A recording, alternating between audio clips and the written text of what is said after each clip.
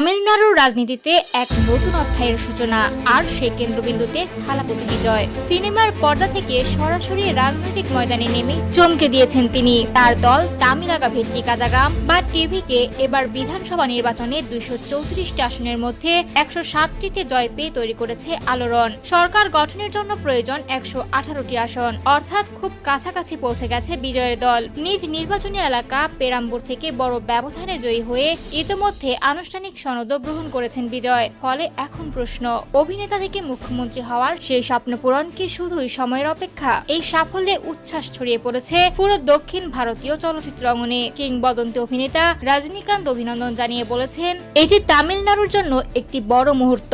অন্যদিকে অভিনেতা ধানুষ মনে করছেন, প্রথমবার নির্বাচনে নেমে এমন জনসমর্থন পাওয়া সত্যি বিরল ঘটনা।